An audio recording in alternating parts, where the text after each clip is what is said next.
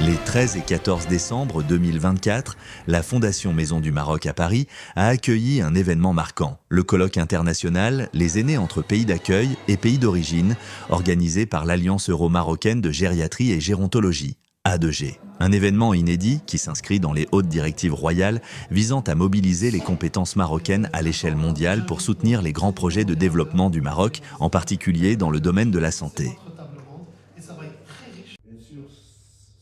Le colloque a été inauguré par des personnalités de renom, dont son Excellence Madame Lala, Fatima Zora El Alaoui Azizi, présidente de l'Association marocaine Jossour des arts et de la créativité, et Madame Nada Bakali Hassani, consul général du Royaume du Maroc à Paris. Par ailleurs, des expertes telles que Madame Agnès Buzyn, ancienne ministre des Solidarités et de la Santé, et Moulay Saïd Afif, président de la Société marocaine des sciences médicales, ont partagé leur expertise pour enrichir les débats. Le docteur Imad El Hafidi, président de l'A2G, a souligné l'importance de la mobilisation des compétences pour améliorer la qualité de vie des aînés, appelant à une collaboration scientifique renforcée pour répondre aux défis de vieillissement dans un contexte mondial. Bonjour, je suis docteur Imad El Hafidi, je suis président de l'Alliance euro-marocaine de gériatrie et gérontologie. Nous sommes aujourd'hui tous réunis à la Fondation Maison du Maroc, ce milieu emblématique culturel, sur le plan culturel et sur le plan scientifique, qui abrite notre colloque intitulé « Les aînés entre pays d'accueil et pays d'origine », santé, bien-être, mobilité, migration, histoire, politique publique et bien sûr perspective d'avenir, qui a pu réunir des experts d'horizons différents en passant par le médecin, le chercheur, le juriste, le sociologue, le philosophe et le diplomate et bien sûr l'intergénérationnel, puisque les jeunes étaient très présents lors de ce colloque. À travers ce colloque, plusieurs panels ont été organisés. Derrière ces panels-là, bien sûr, on a pu échanger, pu partager les expériences, les expertises, et puis ces expertises en partant du contexte local de chaque pays, puisqu'on avait les gens qui sont arrivés d'Espagne, de Belgique, d'Allemagne, je parle même du Pays-Bas, des États-Unis aussi, et donc du coup on n'est plus entre les deux rives, même au-delà des rives, et derrière ce colloque, le message qu'on envoie, c'est un message fort en disant que cette frange de la population qu'on appelle les aînés, et parmi eux, on a aussi une catégorie qui est les aînés immigrés, on doit répondre de façon très spécifique à leurs besoins. Et pour y répondre, il n'y a pas mieux que les experts se réunissent pour partager leur vision. On est sur des regards croisés entre ces différents professionnels, pour qu'on puisse derrière établir des recommandations qui puissent être transmises aux tutelles, aux institutions, et qu'on puisse aborder et approfondir les sujets et surtout mettre en œuvre ce qui a été établi par les experts. Aujourd'hui, je pense que le temps est... je dirais c'est un moment historique puisque on ne peut plus attendre, on ne peut plus dire qu'il faut à chaque fois attendre les gouvernements se succèdent, il faut attendre parce que derrière les personnes âgées, entre ceux qui vieillissent de façon harmonieuse et ceux qui vieillissent de façon disharmonieuse, et on sait très bien avec tout ce qu'ils peuvent connaître comme problématiques, des fragilités liées à des maladies chroniques qui vont les rendre invalidants. Donc derrière, je pense ce colloque, on est en train d'envoyer un message fort, un message de reconnaissance, un message aussi de devoir de mémoire, puisque ces aînés, ils ont tous contribué, ils ont tous été un jour dynamique, ce qui est notre cas aujourd'hui. Demain, ça sera notre rôle, on va dire notre tour d'être des personnes âgées. Notre colloque aussi s'inscrit résolument dans les directives royales d'accompagner, ou plutôt d'associer les compétences marocaines de l'étranger dans les différents chantiers. Et il y en a un qui est important, qui était un chantier royal prioritaire, qui est celui de la santé, y compris quand on est dans un virage historique au Maroc de la généralisation de la couverture sociale et sanitaire. Donc comment ces professionnels de santé, comment ces médecins marocains peuvent aussi y contribuer dans ce chantier. Bien sûr, ils ont toute leur place. Il y a eu cet appel royal. Nous, on est prêts à y contribuer ardemment, avec beaucoup de cœur, puisqu'on a toujours dit que la marocanité n'a pas de frontières. On sera toujours là pour servir notre pays sous les directives de Sa Majesté, que Dieu le glorifie. Donc je tiens quand même à remercier tous ceux qui ont fait le déplacement de plusieurs pays et tous nos amis journalistes, y compris Maglor TV, qui nous ont toujours accompagnés dans des grands événements, notamment celui-ci, et pour leur dire un grand merci pour tout le travail, pour leur soutien, et je vous dis à très bientôt. Mais je tiens aussi un dernier remerciement, les membres organisateurs. Je tiens à les remercier énormément. Les membres organisateurs ont beaucoup donné de leur personne, de leur temps, et à tous les niveaux, y compris financièrement. Et je remercie aussi nos autorités consulaires qui nous ont accompagnés, parce qu'on avait besoin aussi de la pédagogie pour réussir un tel événement d'envergure internationale. Merci à vous et à très bientôt. Durant ces 2 journées, une multitude de chercheurs, scientifiques, médecins, historiens, artistes et experts internationaux ont abordé les défis rencontrés par les aînés dans un contexte de mobilité et de diversité culturelle. Des conférences, des ateliers interactifs et des performances artistiques ont permis d'explorer des solutions concrètes pour améliorer la qualité de vie des personnes âgées, tout en respectant les spécificités sociales et culturelles propres à chaque pays. Le professeur Madame Alaoui, Fatima Zahra, doyenne de la faculté de médecine et de pharmacie de La Ayoun, a abordé la question de la gériatrie et ses enjeux au Maroc lors de son intervention. Elle a souligné l'importance croissante de cette discipline médicale, particulièrement dans un contexte où le vieillissement démographique devient une réalité palpable au sein de la société marocaine. Concernant la gériatrie, nous sommes encore en retard au Maroc par rapport à ce qui doit se faire. Donc, concernant déjà la formation, nous venons d'instaurer des modules de gériatrie qui n'ont pas été avant enseignés par les étudiants, pour les étudiants en médecine, et donc maintenant c'est obligatoire d'avoir un module en gériatrie. Deuxièmement, concernant les formations des infirmiers, du personnel paramédical et des aides-soignants, nous avons un grand besoin, c'est celui de former ce type de personnel pour qu'ils puissent prendre en charge les sujets âgés avant même qu'ils tombent malades. Donc c'est ça l'objectif. L'objectif, c'est la prévention. Parce qu'on ne peut pas se contenter de traiter avec des médicaments les sujets âgés.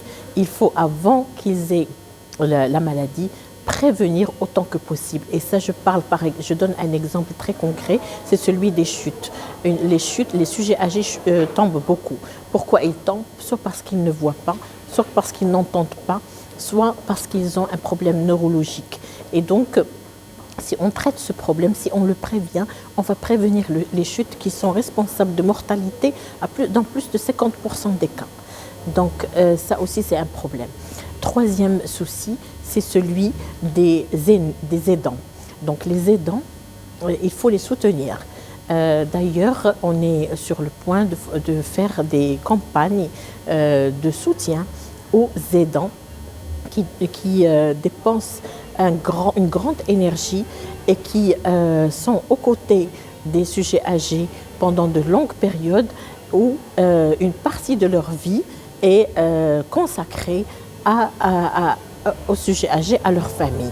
Madame Agnès Buzyn, ancienne ministre de la Solidarité et de la Santé, souligne, à travers sa participation à ce colloque, les actions et initiatives qu'elle a menées pour améliorer les conditions de vie des personnes âgées en France. Donc, je suis très heureuse d'avoir été invitée à ce colloque franco-marocain sur le vieillissement, le bien-être. Et c'est vrai que nous avons évoqué la situation spécifique des personnes marocaines qui ont travaillé toute leur vie en France, qui soit sont restées en France et qui parfois vieillissent, voire décèdent dans la solitude, ou de celles qui sont retournées au pays, mais n'ont pas forcément accès à leurs droits. Et donc j'ai beaucoup travaillé sur la question des Chibani. Ça a été vraiment une préoccupation lorsque j'étais ministre. Nous avons réussi notamment à faire voter une loi pour leur permettre de récupérer l'accès à leurs droits de sécurité sociale pour être soignés, dans un pays où ils ont effectivement laissé beaucoup de sueur, mais une sueur qui nous a aidés aussi à construire la France.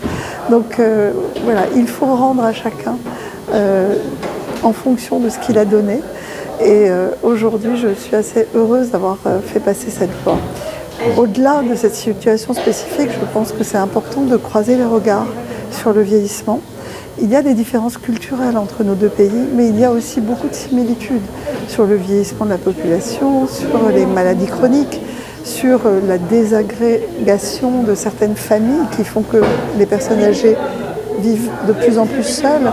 Et donc ce croisement des regards et ce croisement des expériences peut nous enrichir mutuellement pour trouver des solutions. Ce colloque ne s'est pas limité aux discussions scientifiques. L'art et la culture ont également occupé une place centrale, illustrant l'engagement pour les aînés sous une forme créative et émotive. L'artiste Rachid El Wali a présenté son film Coup de tampon, qui a captivé l'audience en mettant en lumière les défis des aînés en situation de mobilité. Ce film a permis d'aborder des questions sociales et émotionnelles d'une grande pertinence, en soulignant la nécessité d'une prise en charge adaptée.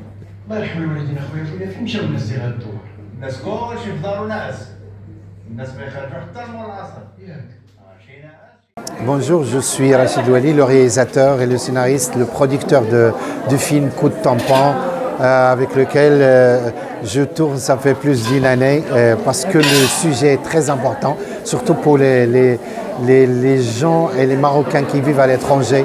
C'est un film qui leur parle. Et je découvre que les Marocains, machallah, ils travaillent avec de l'acharnement extraordinaire parce que le sujet les intéresse. On veut que ça change.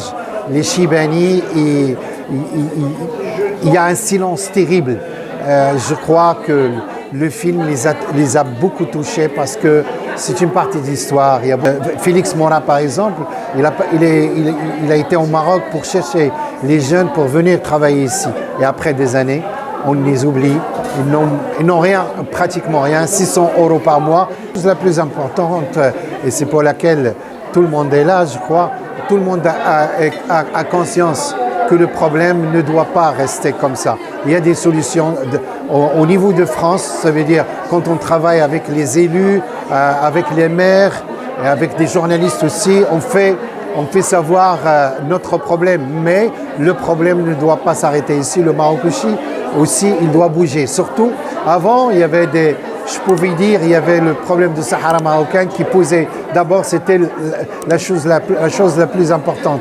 Aujourd'hui, il y a les Chibani qui viennent en deuxième lieu et ils n'ont pas beaucoup de temps, malheureusement. On doit bouger, on doit faire quelque chose pour qu'ils, au moins, s'ils n'ont pas vécu avec dignité, qu'ils meurent tranquillement avec dignité.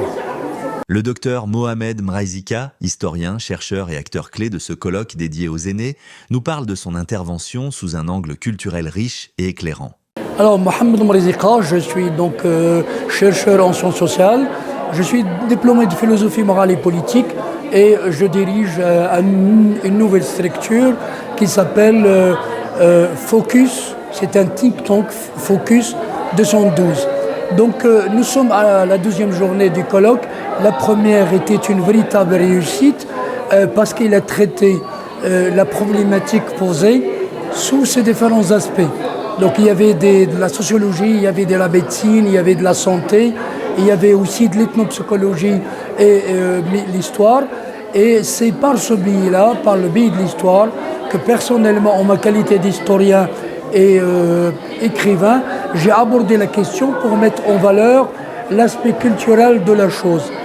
Mon propos est de dire que la culture est un élément essentiel pour aborder la question des immigrés. C'est une histoire aussi des cultures, ce n'est pas uniquement une histoire d'ordre économique, juridique ou autre, mais aussi c'est une histoire de culture. Et je dois souligner un fait qui me semble essentiel, c'est que ces immigrés années qui sont dans un pays qui leur est étranger, bien qu'ils ont passé une quarantaine d'années en plus, ils ont aussi ce sentiment irrévocable, éternel, qui est donc l'amour du pays. Mais quand ils retournent à leur pays, le paysement, il n'est que plus grand, il est aggravé par ce qu'ils découvrent sur place. Donc mon rôle, c'est de dire, ici et là-bas, et je lance cet appel aux autorités d'ici et de là-bas, pour qu'ils prennent en compte leurs attentes, bien entendu, au point de vue santé, mais aussi au point de vue droit, au point de vue économique, et leur permettre de vivre dignement sur les deux rives. Et ça, c'est un problème qu'il faut absolument approfondir, et le colloque, certainement, va prolonger ce débat. Le colloque sur les aînés entre pays d'accueil et pays d'origine, réunissant des experts du Maroc et de la France, a également bénéficié de la participation du professeur Serge Guérin, sociologue, professeur à l'INSEC, grande école, et auteur reconnu. Spécialiste des dynamiques sociales et culturelles, il a apporté un éclairage précieux sur les enjeux du vieillissement dans un contexte migratoire. J'ai eu grand plaisir à participer à cette manifestation. Un premier plaisir, c'est les images. On voit des vraies personnes âgées, avec les rides de la vie, mais en même temps avec une espèce de sourire et de joie de vivre. Deuxième élément, justement, c'est de rappeler que le vieillissement est d'abord une bonne nouvelle, que nous avons la chance collectivement de vivre plus longtemps, mais que pour que cette chance reste une chance, la question de la transmission, la question du respect de l'altérité, la question de la tolérance sont des éléments absolument essentiels. Et par ailleurs, je ne suis pas médecin, mais en termes de santé, l'enjeu premier, majeur pour moi, c'est tout ce qui est prévention. Et dans la prévention, il y a le lien social. On ne vit pas longtemps, on ne vit pas bien longtemps si on vit isolé, si on vit seul. Donc la question, c'est comment on vit entre nous, comment on partage des deux rives, par exemple, en disant on ne s'enferme pas dans une identité.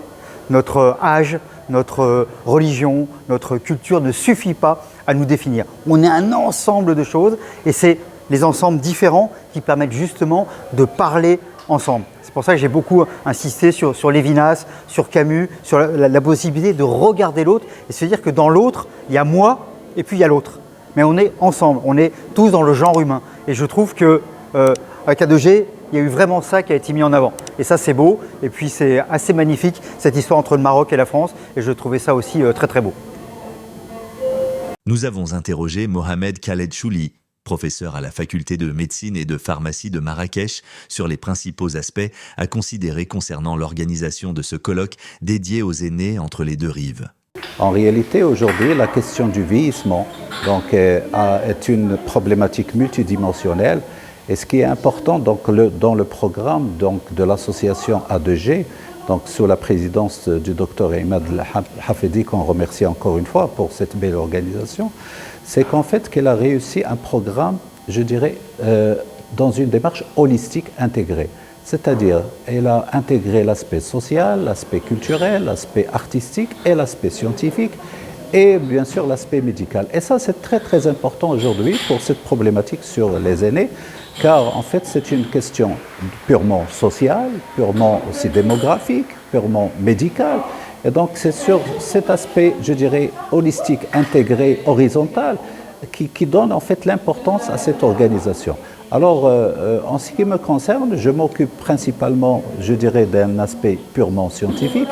Et en réalité, la question du vieillissement aujourd'hui interroge, je dirais, l'humanité de manière générale.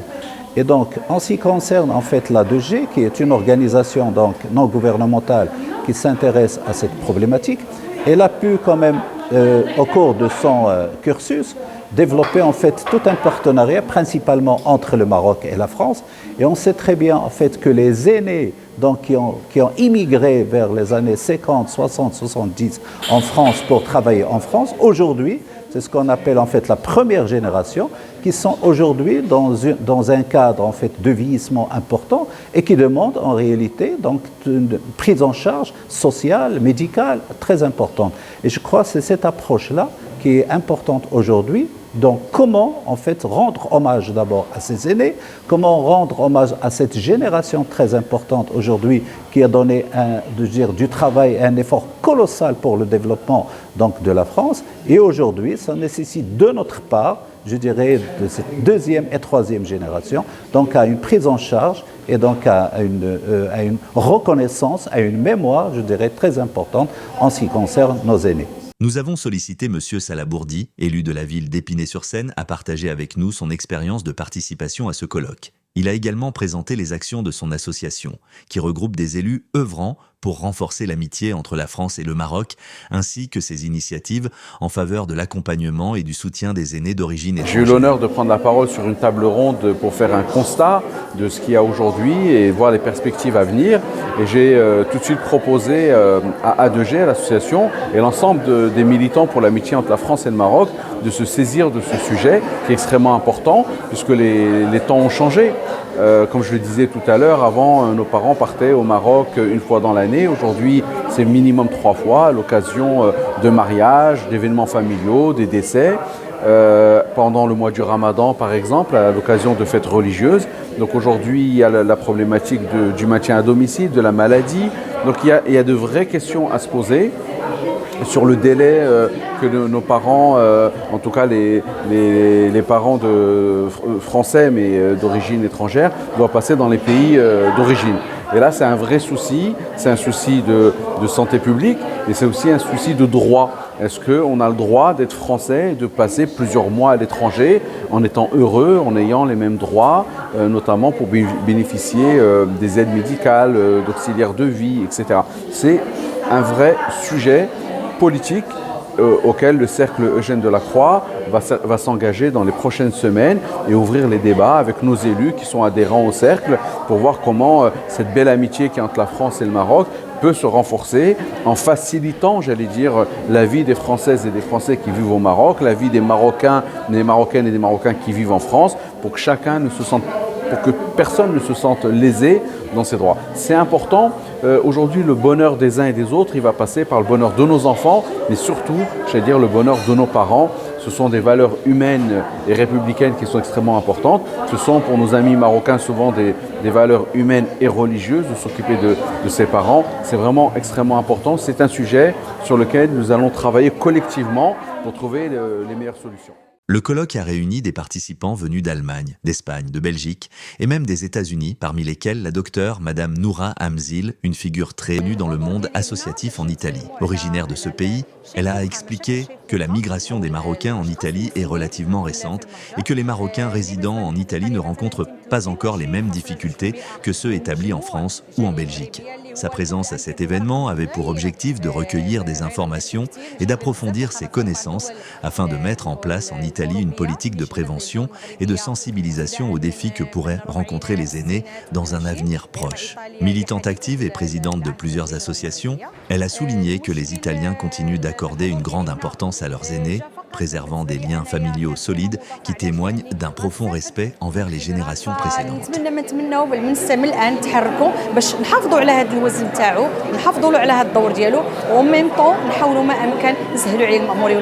L'artiste calligraphe Mohamed Karmad, quant à lui, a apporté une dimension symbolique à l'événement en offrant des tableaux calligraphiés aux participants. Son œuvre a renforcé le lien entre les invités tout en valorisant l'art marocain et la culture marocaine.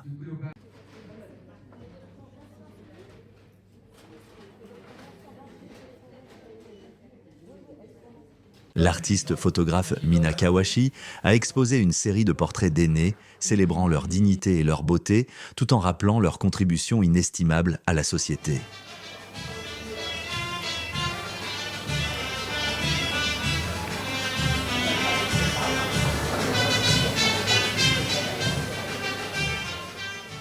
Bruxelles, Belgique, acteur associatif très connu. Lilia Sharaf, depuis des années, parce que nous avons la COP22. Et c'était une période vraiment en matière d'associatif. Étant donné que les personnes d'origine étrangère ou immigrées qui vivent ici, s'ils peuvent rentrer au pays, quelles allocations ils peuvent avoir? Je donne un exemple.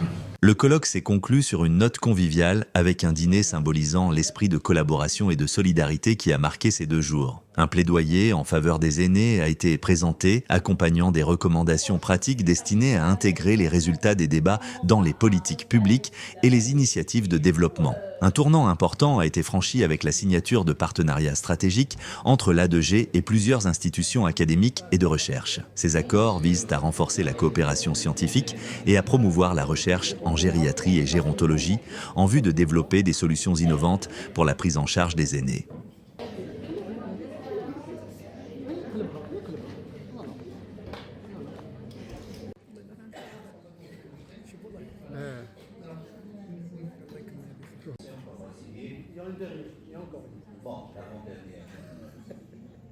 Cet événement a permis de souligner l'importance de la mobilisation collective des ressources scientifiques, culturelles et humaines pour accompagner les aînés, notamment dans le cadre de la migration.